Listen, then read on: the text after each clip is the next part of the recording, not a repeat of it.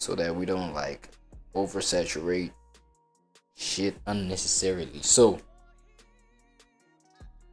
I bet honorable reaction it is then, my boy Astro Dior, man.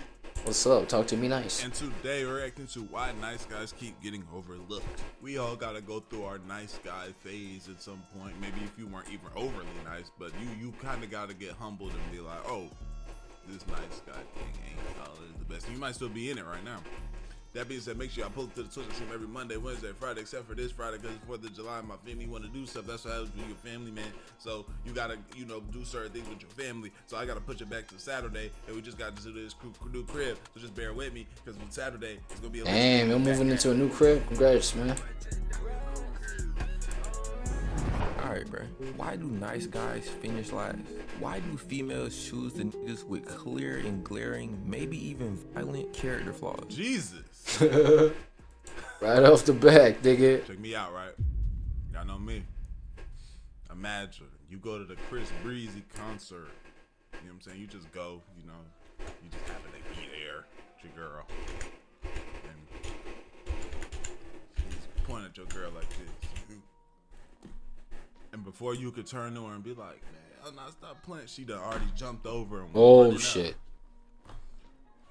As soon as he jumps upstage, he grabs her, slams her onto this sofa, and starts to do these acts. Oh my god, what acts, bro? These acts right here. Over the What you doing? What you doing? Oh!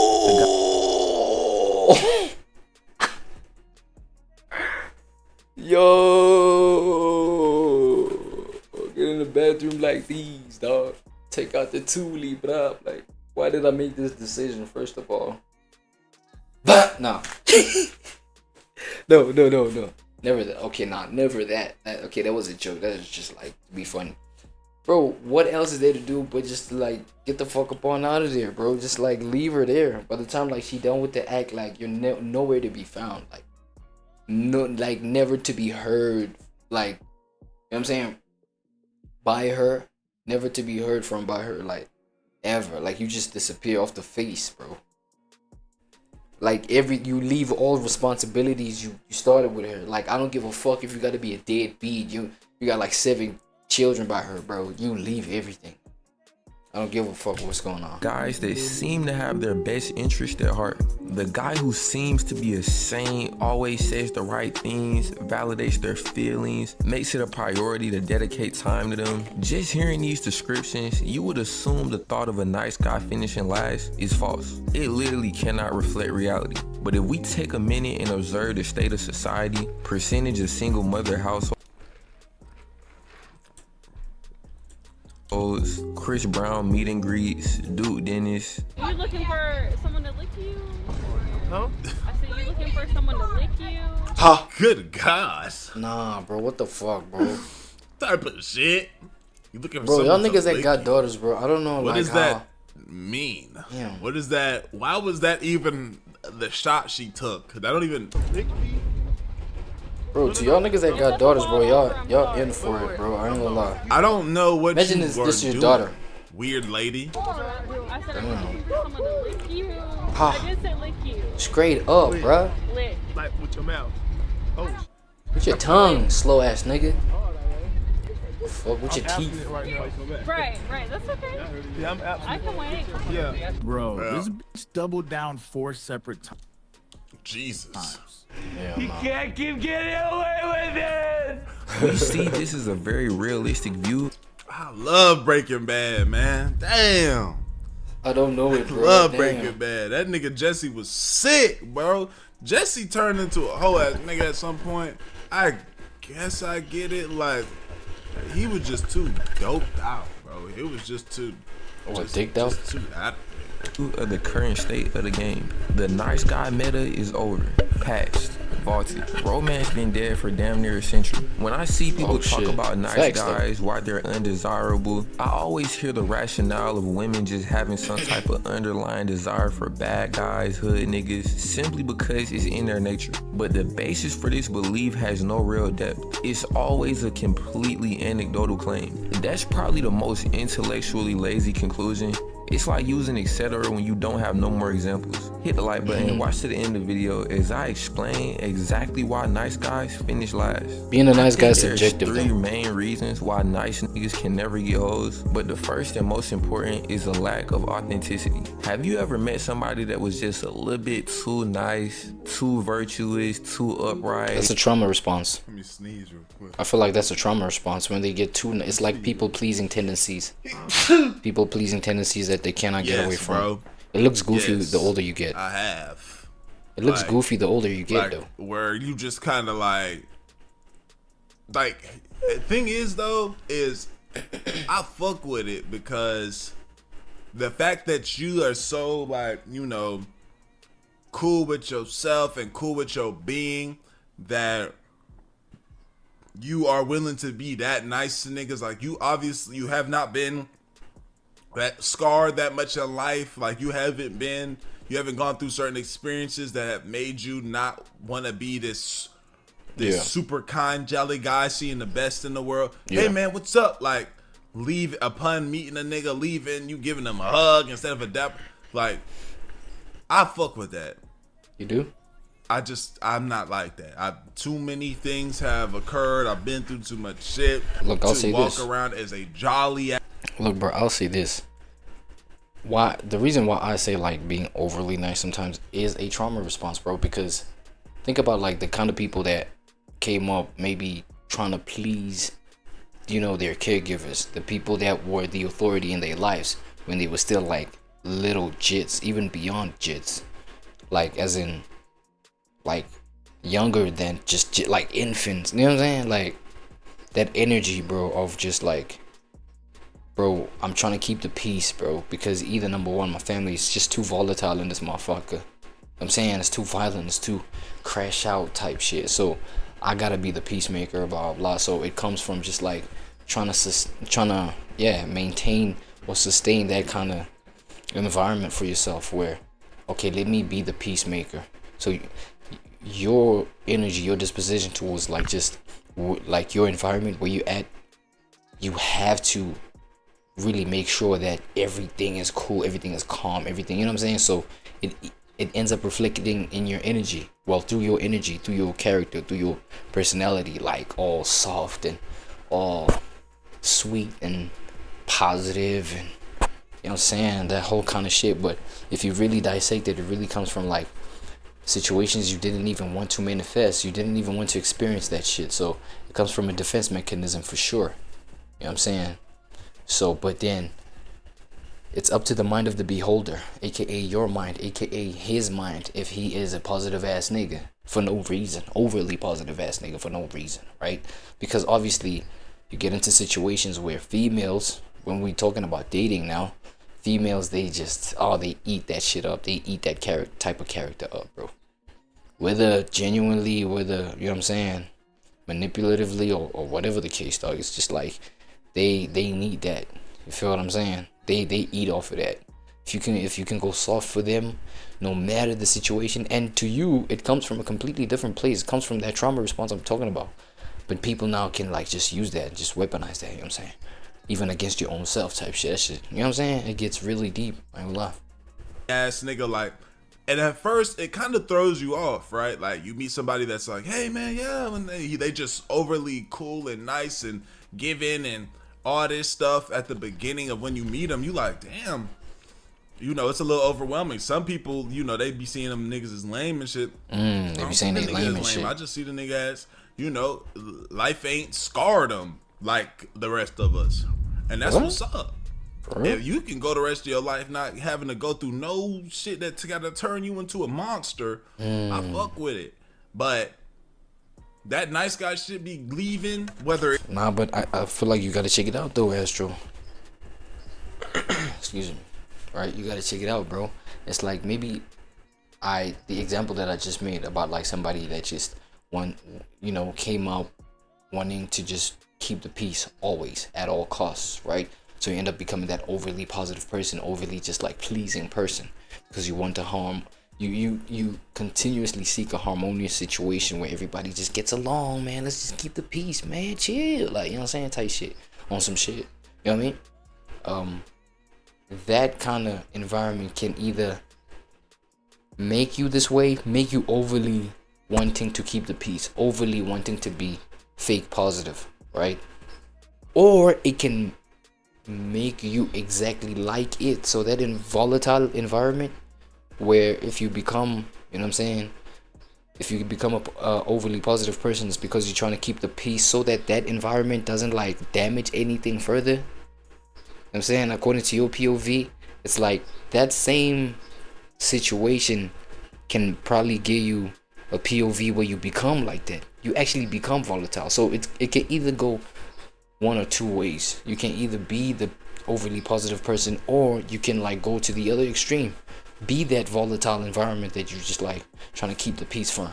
You know what I'm saying? That's AKA being the nigga that just like is the chaos creator. You create the chaos, you curate the chaos. You know what I'm saying? And so therefore you be like, when it comes to dating, when you become that other extreme, and then it comes to dating, you become the asshole. If you got some attractive qualities about you though, you become the asshole that all these girls is fucking magnetized towards, type shit. Think about that shit. So it can go either one or two ways. You can either be the overly nice guy or the dickhead. Facts. It's nice with women, whether it's just nice with people, just in general, when shit just be happening. When you've gone through shit and pain, that shit just goes away. So I don't see the nice guy nigga as a lame or a dork or a dweeb. Like at the beginning, it might throw me off a bit, like, oh, what the fuck, what's up with this? But then like after I remind myself, like, yo, life ain't like, if you can live your life like that, that's what's up, bro. You know what I'm saying? On some that's shit. What's up. Cause I sure walk out and be skeptical of any motherfucker that walk by me. Black, white, don't matter. Anybody. I'm just, I don't get cool and nice with motherfuckers. I barely cool and nice with my niggas. I call my niggas right now and just start talking shit. Wicked. So I fuck with that. It too clean. On paper, this is a very appealing persona, but in the real world, it's just repulsive, annoying, and uncanny. When somebody tries to put on a mask of kindness, most of the time it's very clear, and nobody likes feeling like they're being deceived. Like, why is this nigga trying to act so harmless? And that mouth when motion somebody was tries crazy. to put on a mask of That mouth motion was crazy. Check it out. kindness, most of the time it's very clear, and nobody likes feeling like they're being deceived. Like, why is this nigga trying to act so harmless? The nigga took the tongue out a little bit, like. Psychology of Selling by Brian Tracy. He explains that as a salesman, the more you try to convince someone to buy from you, the less likely they are to actually buy, because they feel like you trying to sell them something. Nobody wants to feel like they just got sold something. Niggas more so want to feel like they just bought the thing. When you put on a nice act for females, they experience this same feeling. It's like the niggas in the mall who be trying to do the shoe cleaning shit. Like, bro, why are you chasing me down, damn near forcing me to let you clean my shoes? It's like, bro, I don't even care how good to clean my shoes at this point. You too thirsty to get me to purchase. This immediately gets the female to thinking like, this nigga way too desperate, and giving off a sense of desperation ain't really the best way to be trying to pull females. Join the Discord. I got E-dates planned, DM breakdowns, hella fine. So Too nice. Real niggas are not perfect. They have character flaws. They don't have 100% politically correct opinions. They lack empathy at times. Now that right there, like a nigga, that's one thing I don't like. Is when a nigga giving his opinion and shit, he just the most, like he said, virtuous, moral motherfucker. Like you don't got shit that, like nigga, you ain't got shit that if you say everything would it be ended, all of your whole family would be put into some type of suffering camp for the rest of eternity. You know what I'm saying? Like nigga, you gonna act like you ain't got something that you stand on, that like that's not like that, bro. We all do. You know what I'm saying? Nah, but for real, I don't like that. I don't like when, like, you know, a nigga just, no, bro, that's wrong, man. Like, you gotta, bro, cause this is right, and I don't like that, bro. Come on, bro. You just this perfect being that does everything politically correct.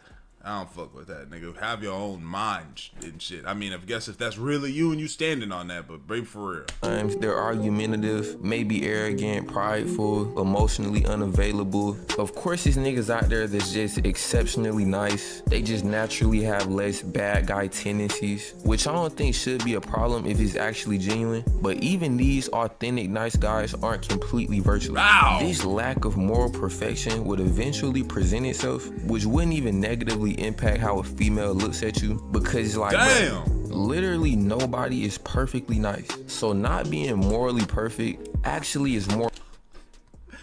Oh my God, they done threw a cup at the back of Superman's head.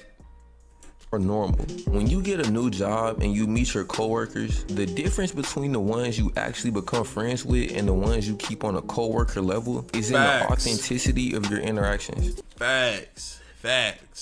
Your coworker gonna be the one that, like, the one you fuck with is gonna be the one that do shit like the wrong way. You know, the right way, the one that do the right way, you kind of like, what's up, man? Yeah, this, that, and the third, and you do everything right in front of them. The wrong way, nigga. I had a coworker, bro. He was trying to teach me how to steal from the store. What the fuck? He was like, yeah, man, you do. You know what I'm saying? If you lie, bro. Nah, I ain't gonna lie. At that point, it's that nigga trying to push his own agenda through you. So he's doing his darkness vicariously through you type shit. Like, for real. The not safe for work jokes, the friendly banter, the jokes at each other's expense. Regardless of how good or bad the person is, you typically enjoy their company more because you're both being yourselves. There's no filter. You're not walking on eggshells. If anything, the worse the person is, the more comfortable you can be. Cause it's like, I'm not finna say nothing that can be overly critiqued or rejected. This nigga is setting the bar for how wild the conversation is. It's like how the general line for what can get you canceled on the internet has went up since Kanye started tripping on Twitter. All the other celebrities can say what they want now. Like, they would literally have to be trying to one up Kanye to say something that's worse than what he's already said. The bar is literally so high that they would genuinely have to be trying to get canceled. And also, we gotta look at it from a safety perspective. Feeling like someone is trying to deceive you and hide their true self naturally gives you a sense of unease. Like, if I slide on a female and she overly receptive, like OD going, I instantly start. Facts. You start that right there. Okay. You start before even anything happened. Some shit start getting hot. You like, ooh, itching. I'm itching. I ain't even had none. You ain't even itch, shorty. You start itching when she start doing all of that overly. Oh yeah, no, come on. Oh, hold on, no. Either I'm finna think I'm about to get behind something, the whole time I'm gonna be in front of a Glock, or my shit finna be toasting and roasting here in a little bit. Start thinking I'm finna get robbed. I'm finna pull up, it's finna be nothing but young niggas with ski masks with big ass Drakes and ARPs. Similarly, when you try to overly act with a female, she might start thinking you're serious. I'm telling you, bro. I remember, bro, when I was serving, there's this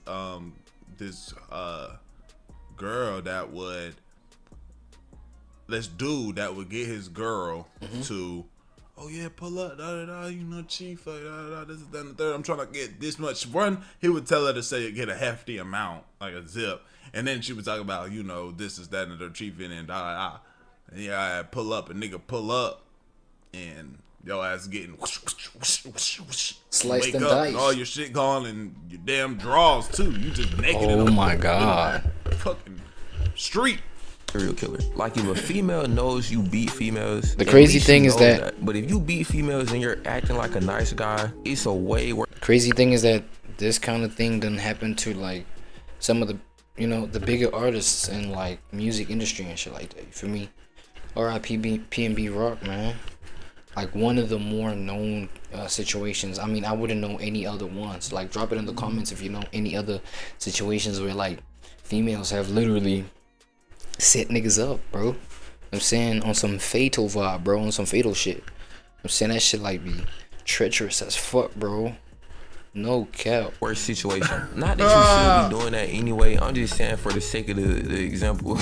At least she knows what type of nigga you are and she can make the decision going forward. Alright, now that I'm done with that, the lesser reason why these nice side niggas just cannot succeed with females is because they're simply boring. Going back to the coworker scenario, if you always have the same safe for work conversations with someone, you'll never really filled with nice guys. It's too predictable. If there's one thing I've learned from sliding on females, is that you almost always get better results from not being boring, even if you have to risk offense. If you swipe up on a female story and you give a generic, oh my god, that shit is not finna work, bro. It seems like the right thing to say, but it's literally just too boring. It don't really invoke no desire to respond. She's already used to seeing that. You really gotta put yourself in that female's point of view. Continuing a conversation from there just wouldn't be fun. That's why when you send messages like that, you typically get left on scene. If she thinks you look good, she might. You can always tell when you ain't going like, this conversation's not gonna last long. I'm losing her. I'm losing it. I like the message. Either way, nigga, it's a terrible shot. And the last reason why these nice ass, kind ass niggas is not meant to get hoes is because this nice guy act instantly lands them in the friend zone. Like, let's say she can tolerate the fakeness, the performative kindness, the overall sense of desperation, and she forms some type of relationship with you. It's not finna be romantic, bro. You're finna be her best friend, that meme is crazy. her brother, her therapist. The thing with nice niggas too is, bro, they be thinking that they building romantic interest by being supportive and like respectful, emotionally available. Now I will say this though, like that kind of thing comes from like you being yourself, like that kind of like, you know, being supportive, being overly nice and things like that. I feel like it's just a misjudgment of like what you're not, if you're the one judging, you know what I'm saying? It's a misjudgment of what you're not because you don't understand what's going on. You see a nigga doing that, you see a nigga behaving that way. Yes, it could be attached to how the nigga was raised, bruh. The nigga was probably like raised in a household just full of women. Obviously, the women was upside the nigga's head. Like, dog, when it comes to women, you just honor at all costs, bro. I don't give a fuck how goofy you look doing it. I don't give a fuck how crazy you look doing it. You just defend a woman at all costs. I don't give a fuck if you're the victim, if they the victim, if whatever the case. When it comes to a woman, bro, you put her first. Like, I don't give a fuck. You know what I'm saying? And then you get this, like, kind of simp behavior, kind of, but then there also are positives to that kind of behavior, bro. It's like, you know what I'm saying? You can secure somebody that like really like values that shit, really likes that shit, really fucks with that shit. And then literally like, you know what I'm saying? That soulmate connect. I don't know. Do people still use the soulmate, you know, thing? But yeah, dog, it just ends up being something that you use to manifest whatever you need to manifest to make your life make sense in that kind of like aspect. You feel me? So we just gotta understand, bro. It comes from just like the nigga being a self, bro. Sometimes it is performative. Sometimes it is like niggas just like performing, like trying to get some, you know what I'm saying, brownie points on some shit. It's like, when we start talking about like niggas being picked, because I feel like that's how niggas become pick me niggas, dog. Like that's how they get on the pick me bandwagon. As a guy though, the pick me energy is crazy, bro. Fuck out of here, nigga. Feel me? So I wouldn't even recommend like as a nigga, like, you feel me? The time, but in reality the relationship is completely platonic. You text her all day, you'll sit on the phone with her and listen to her talk for hours, or not even talk. Like you'll just sit on the phone with her not speaking. You'll listen to her vent about niggas that she actually throwing neck to. Oh shit, there's no way I could do that. Oh damn, there's no way. I don't understand how, bro, that is an automatic L, nigga. Can be on the phone with a girl that's they not hitting or with, or you know what I'm saying, loving, or you know what I'm saying, that's for like hours and listen hours to like just them talk about everything, just one other situations and nigga, everything, things bro. Like that. How? Like, bro, that's gotta be some of the most uninteresting, I just like, bro, there's so many other things that I could be doing, like than listening to a girl that I'm not with talk about other guys. What? In their relationship problem. I don't, like, it's so crazy that that's even a world where niggas is living in. Some of y'all watching are living this life. No. I feel like the GAY, the GAY community definitely live like that. You know what I'm saying? So if you GAY, I feel like at that point, that's when people might just come out the closet. Like, they do that enough. They're like, man, I literally think I'm gay at this point. You know what I'm saying? Like, I'm telling you, if a nigga continues, like, just living that, because it doesn't make sense. I don't even think, okay, maybe it's just me.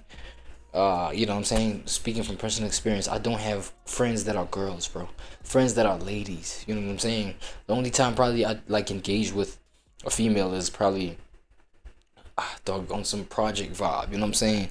Operating, you know what I mean? Like, ways to make money, I don't know, type shit. Like there's like a specific purpose, and then when that's done, it's like there's no female that I'm on the phone. Man, okay, I feel like I'm an anomaly because I don't have, you know what I'm saying? Like, the whole friend thing is not my vibe. Like, too much of my vibe. You feel what I'm saying? Like, I fuck with friendly energy towards one another as like human beings. You see, with that one, I've got that kind of energy for everybody, literally, eternally, nigga. That one never ends. You know what I'm saying? Friendly energy. And that's the kind of energy that I choose to give to people. You choose to be friendly to people, you know what I'm saying? But to like attach to friends, right? Attached to this I'm entitled to the fact that this person should like look out for me, protect me, you know, help me, like, you know what I'm saying? Like, because we're friends. Like, it's an entitlement kind of energy. It's a, bro, me, dog. It's like husband and wife type shit. It's like, bro, you better not look at other ladies, and understandably so if y'all are married, or you better not entertain other ladies in XYZ sort of a way if we are married. You know what I'm saying? Understandably so. But then it's like, nigga, you know what I'm saying, we friends, bro. It's like da da da. But then depending on what we relate on, depending on the connection, like, of our rapport, you know what I'm saying? Depending on our rapport, like, what got us connected as friends, then I'd understand, like, for you to literally break your back for your friend. But besides that, bro, it's like, you know what I'm saying? Like, I really don't live my life in such a way where I give my life to a friend, another human being. I have friendly energy about me. I've got a friendly personality. And there is a difference. This, like, you know what I'm saying? Distinguish those two things. Like, shit will make sense when it comes to friends and things like this. Especially when it comes to the opposite sex, bro. You feel what I'm saying? It's like, there's such a thing as friendly energy, and there's such a thing as just female friends, or friends that are females. It's like, that does not make sense for me. It doesn't exist.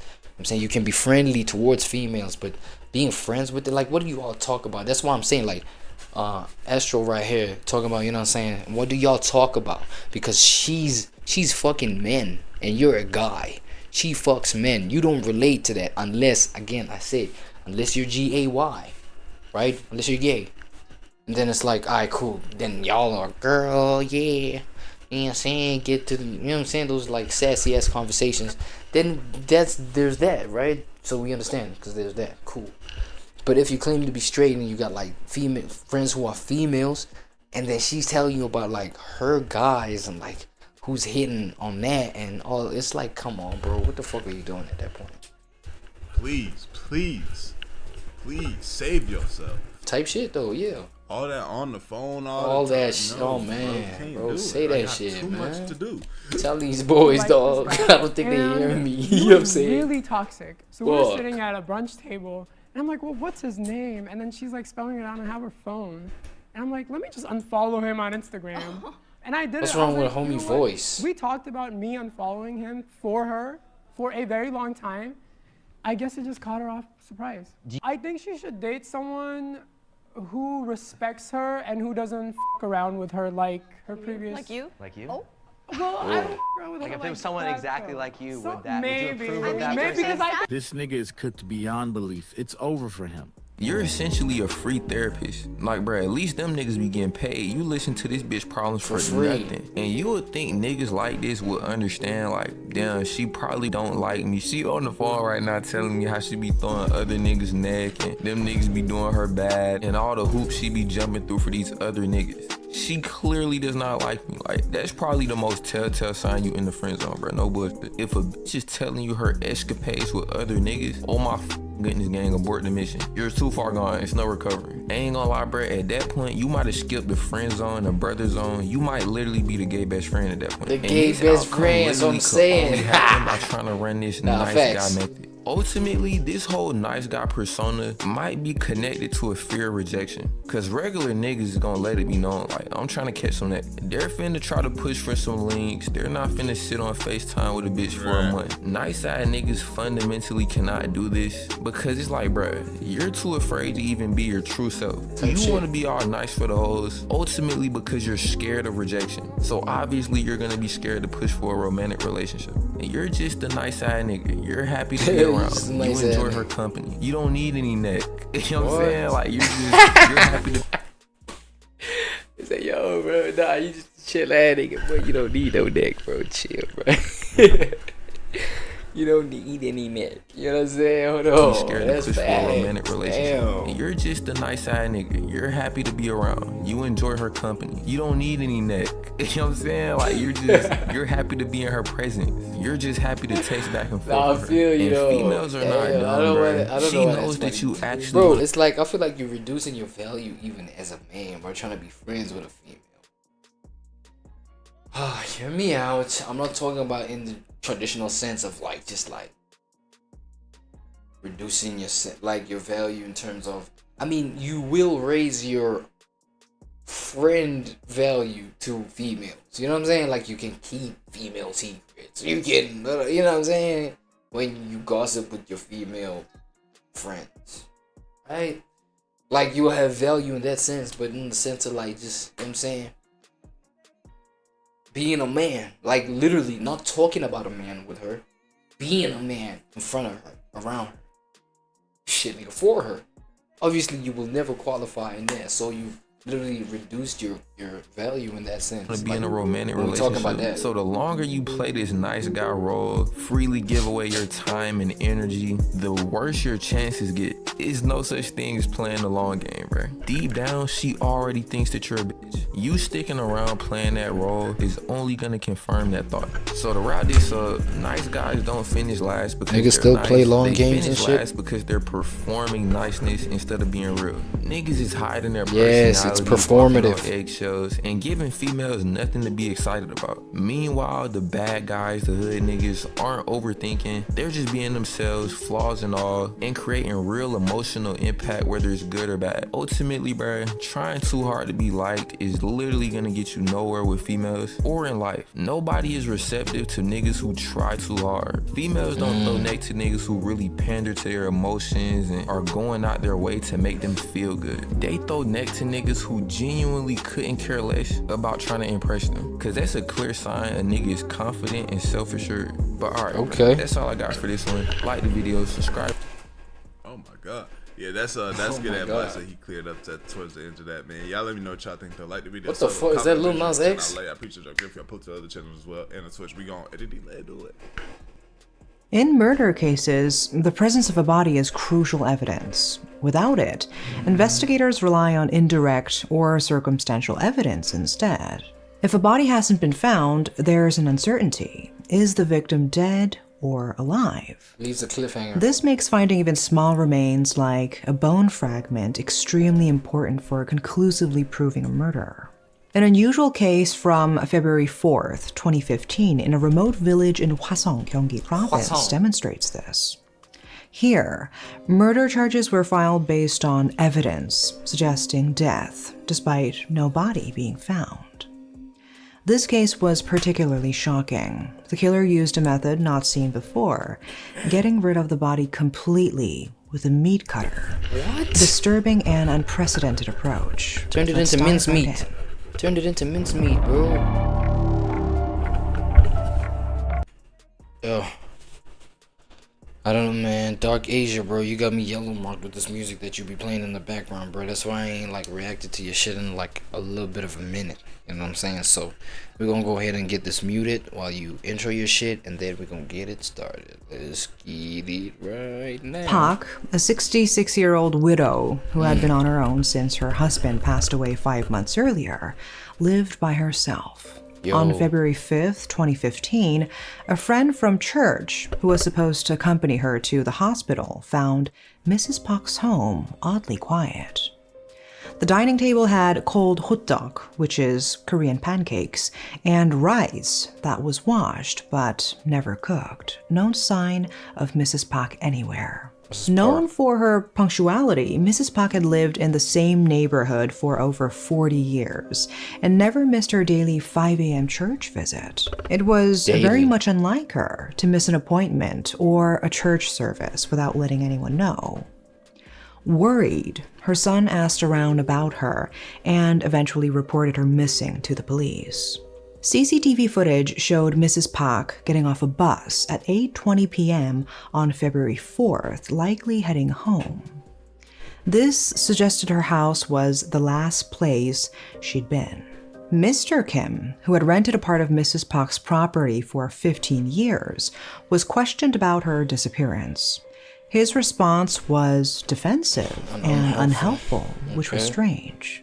On February 8th, the situation escalated when Mr. Kim actively interfered with the police's efforts to inspect Mrs. Park's house, especially the area he rented. He interfered in that? His behavior became even more suspicious the next day when a fire, suspected to be arson, broke out in the part of the house where Mr. Kim lived. The police, who hadn't initially suspected Mr. Kim, were puzzled by his lack of reaction when his home of 15 years was destroyed in the fire, making them more suspicious of him. When asked, he calmly said, "I left the heater on to dry some clothes. That must have caused the fire," showing a surprisingly helpful attitude for the first time since the incident began. What was his reaction The next day, the Hwasong Eastern Police Station in Gyeonggi moved Mrs. Park's case from the Women and Juveniles Investigation Team to the Violent Crime Unit. This was a big shift, turning it from a missing persons case into a murder investigation, with Mr. Kim as the prime suspect. Forensic analysis, including 6 examinations and reenactments, concluded that the fire was deliberately set with inflammable materials. How? CCTV showed Mr. Kim leaving his house around 2:45 p.m. on the 9th, and the fire broke out just 2 minutes later. On February 12th, the police arrested Mr. Kim on arson charges, also trying to link him to Mrs. Park's presumed murder. He strongly denied everything, insisting he had neither killed Mrs. Park nor started the fire, showing incredible confidence during questioning. Without a body or a clear murder weapon, there wasn't an obvious reason for Mr. Kim to just confess. So the focus turned to tracking down Mrs. Park's and Mr. Kim's movements, leading to a major operation with 6 violent crime teams combing through all available local CCTV footage. There were no signs of Mrs. Park using a taxi or a rental car.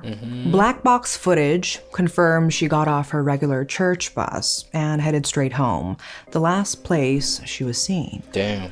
Additionally, CCTV at the alley entrance leading to Mrs. Park's home showed Mr. Kim driving his white truck there, arriving an hour before she did. The next day, at around 9 a.m., Mr. Kim's truck was seen on CCTV again. This time, he was heading to a factory about 30 minutes away, with something that looked like a box in the back seat. When he left the factory, the box was no longer there. The youngest detective on the case noticed this box, a detail that was easy to miss in the grainy CCTV footage. They got hold of more CCTV footage from the factory Mr. Kim visited. And then what? At about 9:40 a.m., Mr. Kim was seen taking a machine out of the box in the trunk and going inside the factory, coming out later with nothing in his hands. This machine, a meat cutter about 60 centimeters tall and weighing 40 kilograms, typically used in butcheries, didn't seem related to Mr. Kim's job as a day laborer. The detectives began to suspect it might be connected to the crime, preparing themselves to unravel a deeply disturbing case. Despite Mr. Kim's denials, evidence linked to Mrs. Park was found in several places. Luminol, a substance used to detect blood, was sprayed in the truck's back seat where the box had been. 2 spots lit up blue, which forensic analysis confirmed as Mrs. Pak's DNA. Even more compelling, Mrs. Pak's DNA was found in the factory where Mr. Kim had left the meat cutter, both on the spot where the machine was placed, and, shockingly, on a wooden log he claimed to have used to test the cutter. Before the police could catch up with him, Mr. Kim went back to the factory at night and took the meat cutter, leaving its whereabouts unknown. Remaining firm in his denial, Mr. Kim's next steps were quite predictable. On the night, on February 10, he retrieved the meat cutter and drove to Seoul around 1:30 a.m. 6 hours later, he was back in Hwasong, but without the meat cutter. Considering his route through Cheonggae IC, the police speculated he may have disposed of the meat cutter somewhere in Uiwang or Suwon, cities located between Hwasong and Seoul. The detectives followed Mr. Kim's trail, walking along the national highway and reviewing CCTV footage. In one such footage from a farm in Uiwang, they spotted a truck believed to be Mr. Kim's, parked in the dark. During their search, they came across a 165 centimeters long bandsaw, seemingly part of the meat cutter. Yeah. Astonishingly, even 2 weeks after the incident, Mrs. Pak's blood and DNA were clearly found on it. However, the absence of Mrs. Pak's body meant this evidence alone couldn't definitively prove Mr. Kim's guilt in her murder. A body was essential to clearly demonstrate that the bandsaw was used in her death. Nevertheless, the trail of evidence was compelling. After leaving the factory with the meat cutter, Mr. Kim drove to an embankment road near Hwangguji Stream around 12:50 p.m., then appeared on CCTV about 5 kilometers away at around 3:40 p.m. He spent nearly 3 hours to travel a distance that should have taken just 6 minutes. Investigator Kim Kyung-yeon surmised that the box in the back seat, which vanished after Mr. Kim left the embankment, likely held Mrs. Pak's remains. Despite an extensive search involving thousands of people in the area where Mr. Kim presumably disposed of the body, it was never found. Damn. Reviewing more CCTV footage, the police couldn't find any scenes of Mr. Kim disposing of the main part of the meat cutter. This led detectives to consider that after getting rid of the bandsaw, the cutter was just a piece of scrap. For real? Focusing on this angle, they searched scrap yards in Suwon City where they thought Mr. Kim might have dumped it. At one scrap yard, just as the owner was about to dismantle a familiar white machine, the detectives intervened. The owner explained it was left at the door, so after waiting about 10 days, I was going to dispose of it. One detective remarked later that it was miraculous how the machine remained at the scrapyard for 13 days and was found by police just as it was being dismantled. The forensic analysis of the found meat cutter was shockingly revealing. It didn't just have blood stains, which you'd expect in a dismemberment case, but also muscle, bone, fat, skin, hair, and nervous tissue, all matching Mrs. Pak's DNA. That's scary. In total, about 90 pieces of biological evidence were found. With no other way to explain how Mrs. Pak was dismembered using a meat cutter, the police charged Mr. Kim with murder and hiding a body on June 8th after a detailed 3-month investigation. This was while he was already facing arson charges. Throughout the questioning, Mr. Kim stayed silent, never explaining why he might have killed Mrs. Pak. The police pieced together a possible motive from the clues. Mr. Kim, found to have gerontophilia-related materials, had shown interest in Mrs. Pak, becoming more expressive after her husband died. Initially, Mrs. Pak was amicable towards him, but her attitude changed to caution and distance. Their frequent phone calls, as many as 29 in a single month, stopped abruptly after January 17th, 2015. What happened? When Mrs. Pak received a sizable land compensation in late January, Mr. Kim asked her for a loan. After she refused and told him to leave the property, investigators believe he decided to murder her. What? They found that just before the crime, Mr. Kim had downloaded anatomy diagrams and watched documentaries about dissection. What? He also searched for terms like meat mincing and feeding crows. Meat mince. Significantly, he bought the meat Mince cutter meeting. used in the crime online just 4 days before the murder, suggesting it was Dark Asia, dude. Megan. Why would you say it like that, bro? I fuck with minced meat, dog. I fuck with like the minced meat, like red meat, you know what I'm saying, when it's minced. Bro, you're gonna make me look at that shit different, bro. No ways, dog. premeditated. I'm talking about the edible minced meat. I'm talking about minced meat that human beings actually eat, you know what I'm saying? The shit that's healthy for your body and shit like that.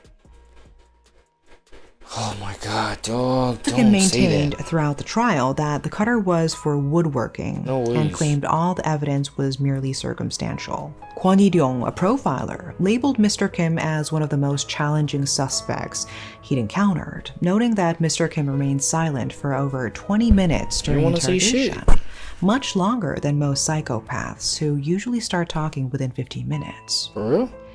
Detective Kim Kyung-yeon noted that throughout the investigation, Mr. Kim was unfazed, eerily saying, "When the time comes, I'll tell you first." What? This hinted that there might be more to his story than he was letting on. For real? Amid his consistent denials and lack of remorse, given the shocking nature of Mr. Kim's crime, the Suwon District Court's 15th Criminal Division, led by presiding judge Yang Chul-han, sentenced him to life in prison in February 2016. The sentence emphasized the need for his permanent removal from society. The court Permanent took the removal. indirect evidence seriously, despite the absence of Mrs. Pak's body. It was significant that Mr. Kim was in the annex near the main house around the time Mrs. Pak presumably died. Bloodstains found in the annex and the truck, especially where the fire had erupted shortly before the forensic examination, were crucial pieces of evidence.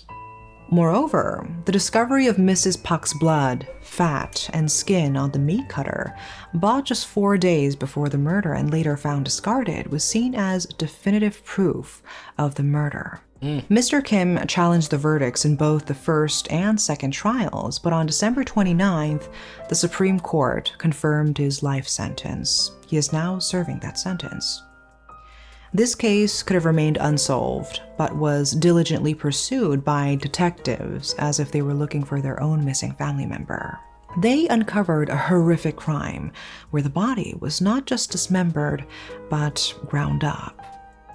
In the pursuit of justice, this case reminds us that the truth often finds a way to surface, even in the most challenging circumstances. The law and investigative persistence have ways to bring even the most hidden truths to light.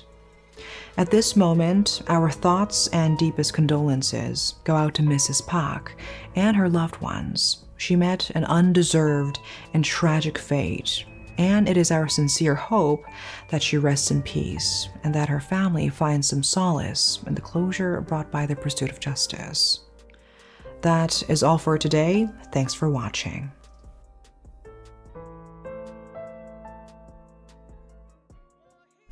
Welcome to adulthood. The time in your life you used to spend all your younger years dreaming about. No more needing to ask your parents for money, no more early bedtime, curfews. It's finally time to start living life on your own terms. It's over with. Finally you get here. When you only now start to realize all the bullshit you have to deal with and realize maybe being a kid wasn't so bad. The first thing you realize once you enter adulthood is how everything just revolves around money. Whether it be you just wanting to chill inside the crib or even going out with all of your friends, everything requires money. Gone are the days where your parents could hand you 20 bucks and you would be on top of the world for an entire week. Instead, you're now relying on a job to give you a steady paycheck, and somehow it's still not enough. There's no more hitting a corner store with all your boys while only having a soccer ball and some chump change. Instead, now every time you leave the house, somehow you're down $100. Even if you take the other approach and choose to chill inside the crib, That's true, that nigga. bed you're lying on, thousands of bucks. Want to watch TV? Hundreds of bucks. Want to watch your favorite TV show? Cable costs up to $100 a month. Want to use Netflix instead? $20 a month. You're more of a chill on your phone kind of guy inside the crib? Thousands of bucks. You want to access the internet? Gotta pay for that shit too. Yeah, You're hungry and want to get some food? Better prepare yourself for that Uber Eats delivery fee, or better yet, drive your ass to the grocery store and pay hundreds of bucks. This shit gets ridiculous. Motherfuckers be like, money doesn't buy happiness. There's more to life than just money. Money isn't everything. but let your bank account touch $0 and watch how fast you'll have nothing. The worst part about money in adulthood is when you come to the realization of how long you'll actually have to work before you could buy something, so you start running the hourly calculations. Like, you deadass will sit there and be like, damn, I kind of want to buy some new shoes. Then realize it'll cost you 7 fucking hours of your labor. This shit only gets worse too. Like, once you start getting into the $1,000 price range, you'll quickly start to realize how cartoonishly long it takes to achieve these said products. Let's say you wanted to buy something like a used car at $6,000 That shit would take you 30 straight days of work, assuming you're making $25 an hour. 30 straight days. Mind you, you can't spend money on anything else. Groceries, going out, bills, literally nothing. Or even something a little more luxurious. You tell yourself after working so hard for so long, it's only right to enjoy the fruits of your labor. Except now it would take you 1.3 years of work, or 485 days, or 3,880 hours to be exact. What? Just to buy that damn car. Which leads to another realization. You were never supposed to be able to afford that shit in the first place. And don't even get me started on a fucking house. Yeah, bro, like, look at this house I'm trying to buy, bro. Nigga, you are not buying a house in this economy, bruh. What do you mean, bro? Look, I found one right here. Oh, word? How much is it? $500,000, bro. And you said you're making how much right now? Like, about 25 an hour, bro. Huh. I mean, you only got like 20,000 hours left until you could get it, dog. Bro, that's assuming I have no debt, bro. Entering adulthood means you now have to start questioning what the hell you're actually paying for. Like, when you were younger, you'll notice it was mad easy to just splurge on absolutely anything and everything without second thought.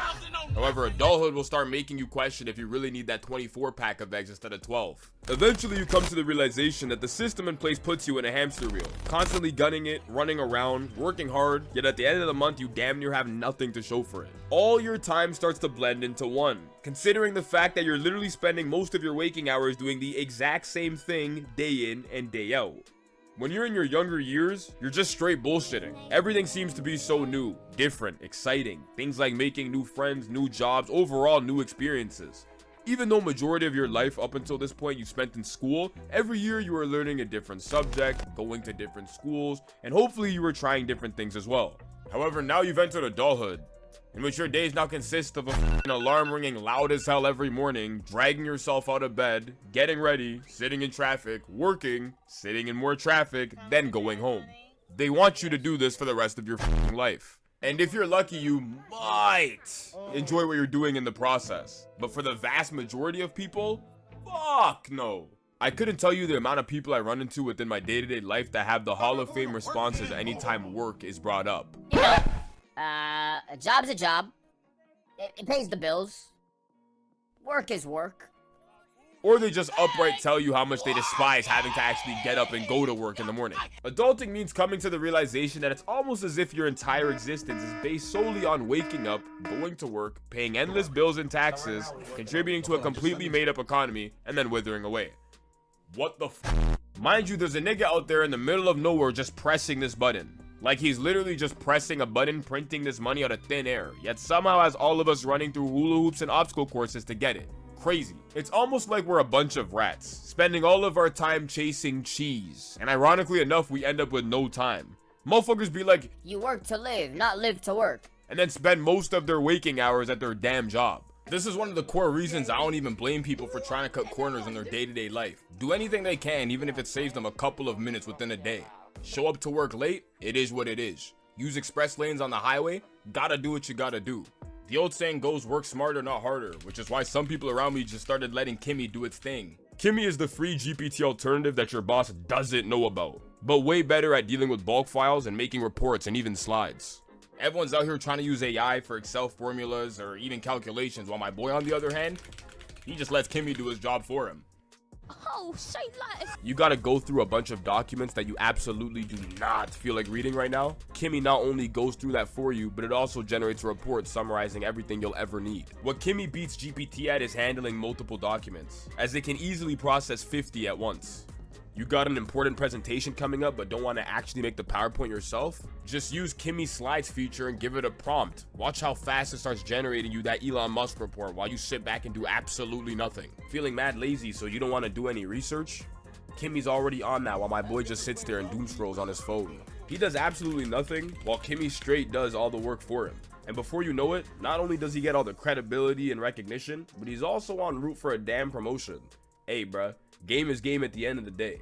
Links in the description. Go and try Kimmy's AI and thank me once you get those good grades or even a damn raise before anyone else notices. Once you enter adulthood, it almost feels as if everything is a scam or some form of a trap. Whether it be the ATM telling you to cover your PIN so you don't get robbed, or that one store in the mall that's had a final clearance sale for the last 6 months, everything seems like it's up against you. They let you buy a new car, but if you drive it without insurance, you'll face consequences. You say to yourself, ah, I gotta get this bitch insured. And after making just a few measly phone calls and giving information over the phone to God knows who, some miraculous way you've now agreed upon paying thousands of bucks to a company to cover your damn car. Mind you, you've never seen them, they've never seen you, hell, they don't even know what your car looks like, but now you owe them hundreds of bucks a month. What the fuck? And I dare you to actually get into an accident and try to process a claim. The way they finna gatekeep assisting you when it's time to actually fulfill their end of the deal, not to mention, you pay them on a basis to cover you for a set amount. However, if they ever have to cover you, you'll start owing them even more. You try so hard to purchase a house, you know, hundreds of thousands of dollars you need to pay off over decades upon decades, but even once you purchase a house, you don't own it. Don't pay your property tax. Watch how fast they come lock that front door. We'll see who really owns this house. You spend your whole life working 40 hours a week minimum. Every paycheck is fucking taxed. Then you proceed to take that tax paycheck to actually go buy shit for yourself, and then pay taxes on the shit that you're buying for yourself. Then at some point they come to you and say, Hey bro, did you file your taxes?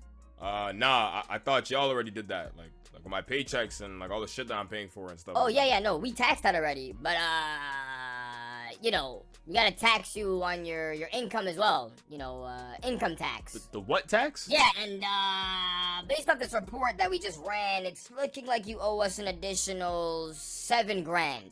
What? You go to the dentist, in which they tell you need to undergo a surgery as it's the only way you could save your tooth. After the surgery has been completed, you realize your tooth still has a hole. Hey, yo, doc, I still got a hole in my tooth. Oh yeah, you gotta pay to get it filled. You mean the filling isn't a part of the surgery? You think this is a charity? What the fuck?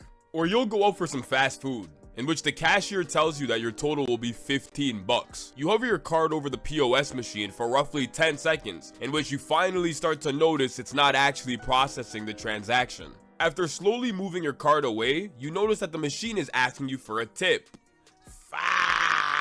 Early adulthood is funny because regardless of whether or not you're actually aware of the traps or the nonsense we all go through within each of our day-to-day lives, all you can do is try to laugh it away. Or end up developing some form of an addiction to try to distract yourself from what we so-called reality. All in all, entering adulthood will make you realize the craziest of things. You go from being a kid and enjoying yourself with practically nothing at all, to getting older and always feeling the need to ball. You start to realize the system that's in place and start questioning if it even aligns with what you care for at all. Everything around you seems to be trying to get something out of you, blah blah blah. Maybe being a kid wasn't that bad.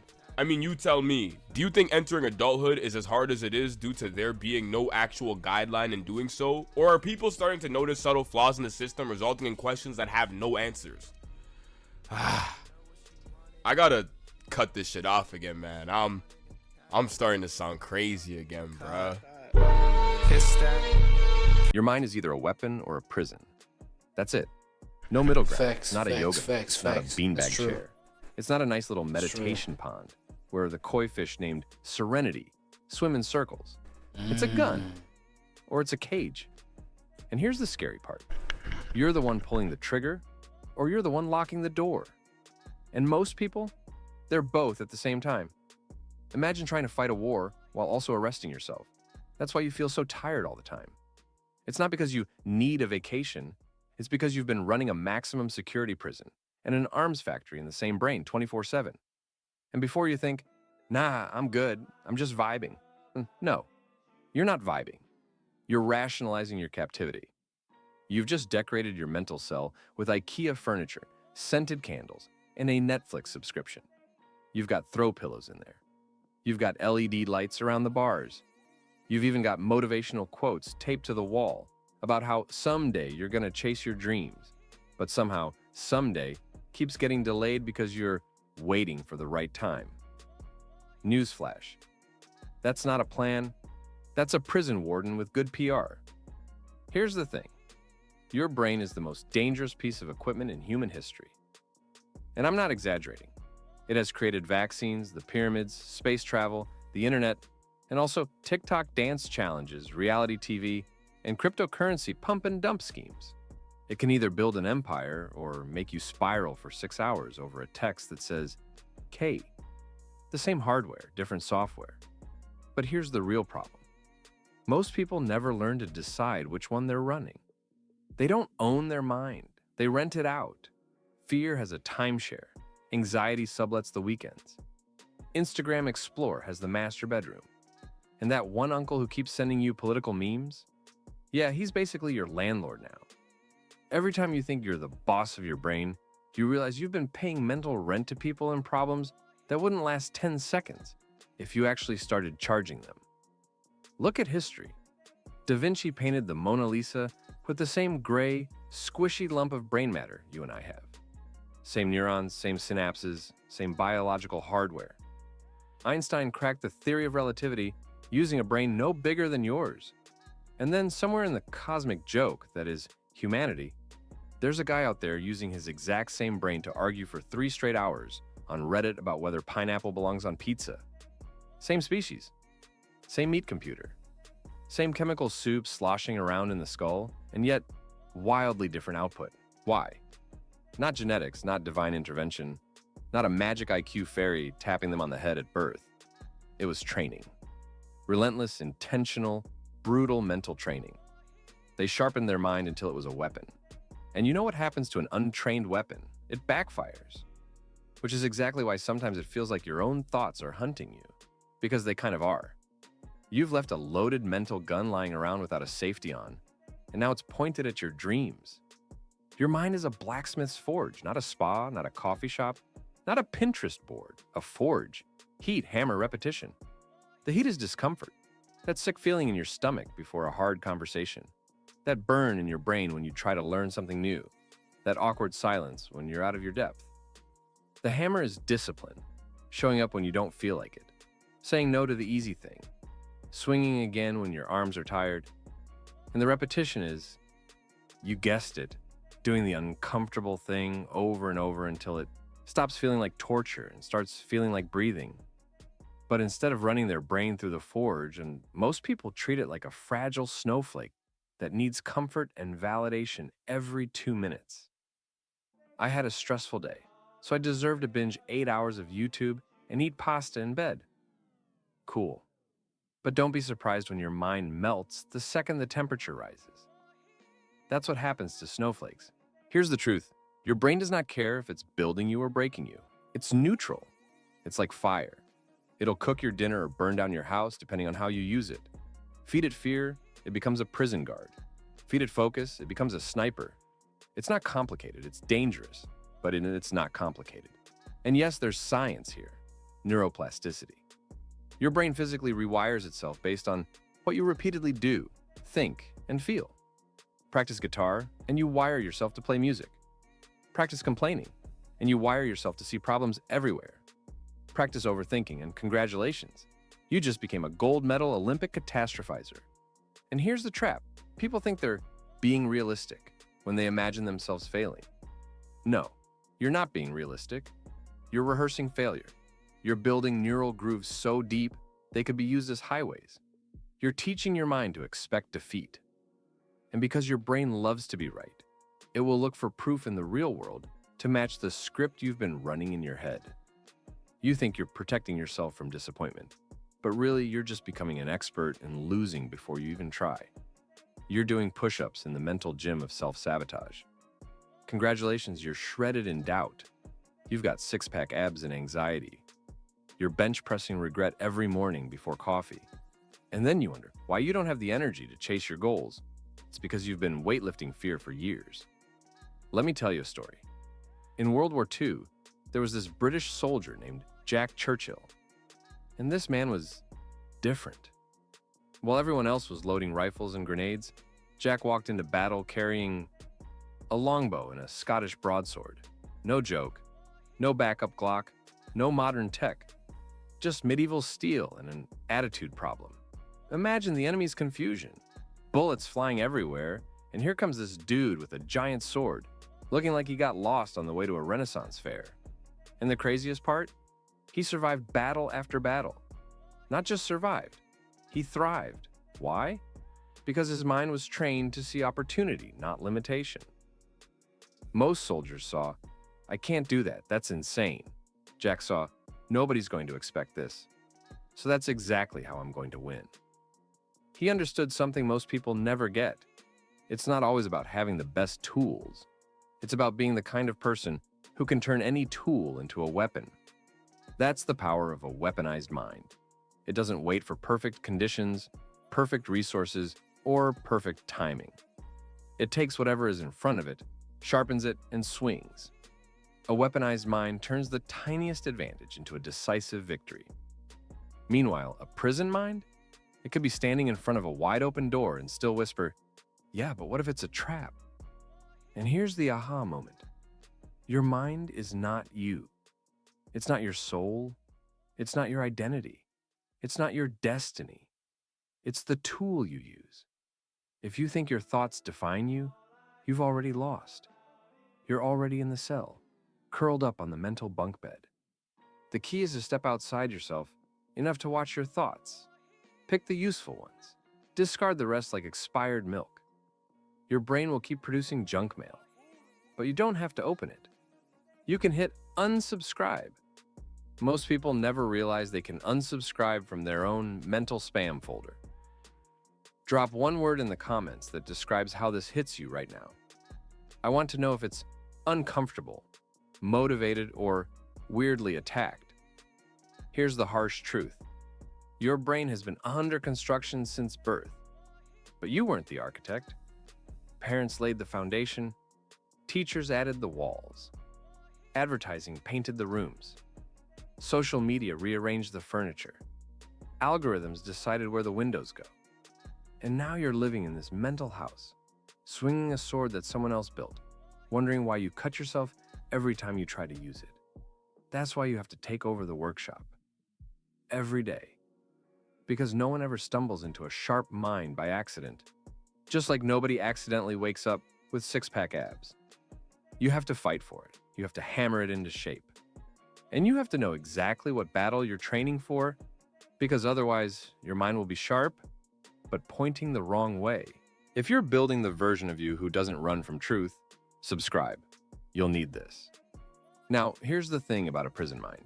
It feels safe. That's why it's so dangerous. It offers you comfort, predictability, and the false promise that if I don't risk anything, nothing bad will happen.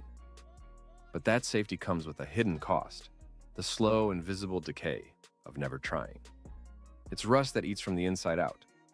A weapon mind, on the other hand, is risky. It puts you in the arena. You will swing and miss. You will get hit. You will get knocked down. But every bruise is data. Every failure is new muscle. Every swing sharpens the blade.